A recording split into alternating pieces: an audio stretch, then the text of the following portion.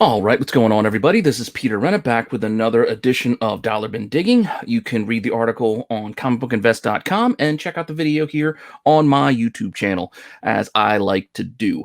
Now, I know I've been covering a lot of Disney Plus Marvel shows week after week after week, kind of for a while now. It's just where my brains have been at and what I've been digging into and researching.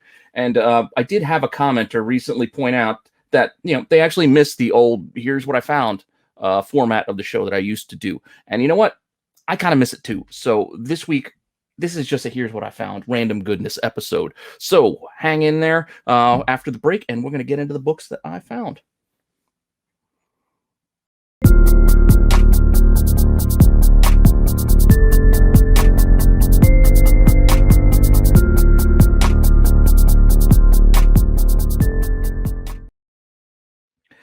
All right, so what did I find over the last, I'm going to say couple of weeks, because I haven't gone to show off my dollar bin hauls, much lately, because I've been mostly doing, like I said, the Marvel Disney Plus stuff. So I've been grabbing random stuff over the last couple of weeks, and it's just kind of been building up. So I just grabbed a few things that I think are kind of interesting and wanted to share. So a first one I'm going to show off is this Batman 121. No, not the one you're thinking of, but this Toys R Us reprint. Now, this is an interesting book. It's very, very thin. It's only like 9 pages long, and I believe it was actually a giveaway at Toys R Us. It's a special replica edition, and this one's actually in pretty good shape.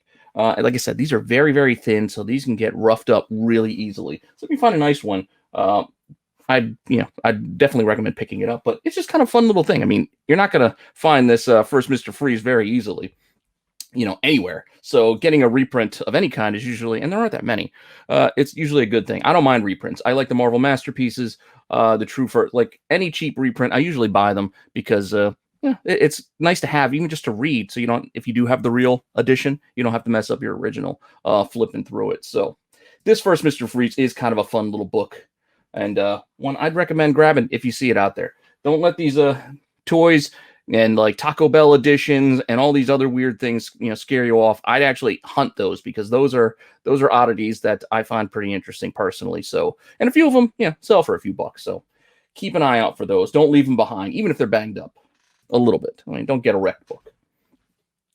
For my second book, you sometimes find runs of Transformers in various shapes and conditions, but if you can find a good quality run where they're not too banged up or too crunched up, I definitely flip through, see what's there. You're probably not going to find a Transformers 1, of course, or even those late run issues that are hard to find, but there's a lot of first appearances, if you're a Transformers fan, as I am, that you might want to look out for, like number 10, which is the first Constructicons, first Devastator.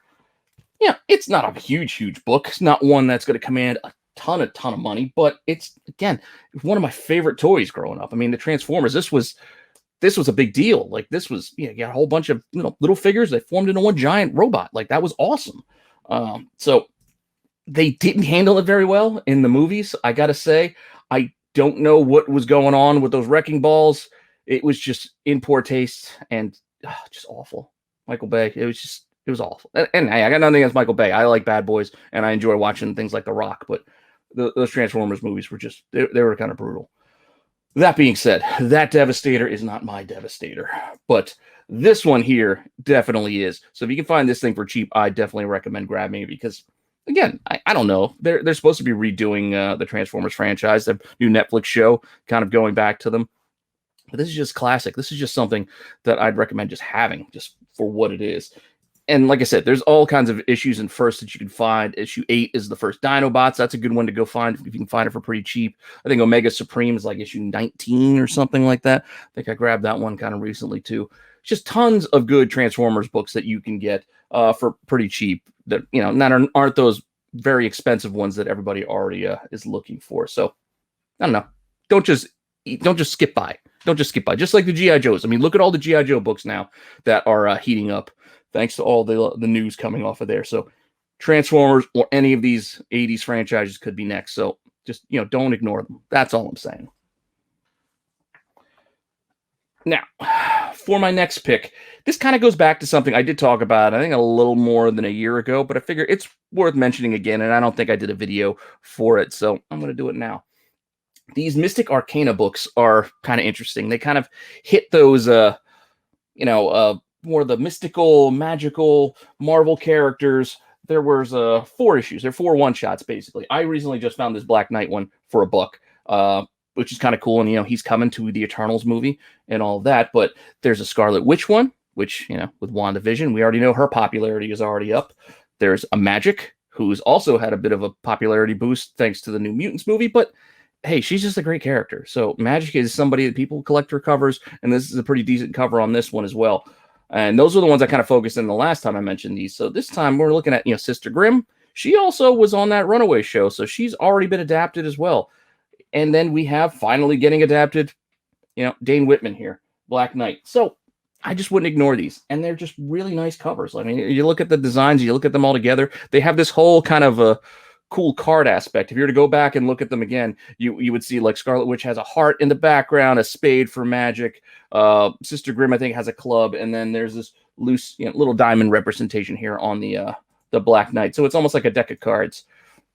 And like I said, I'm looking forward to seeing Jon Snow play the Black Knight in this Eternals movie. I don't know exactly what kind of movie it's going to be, but I'm looking forward to it. So keep an eye out for these things because they're still pretty cheap, and I'd grab them if I found them.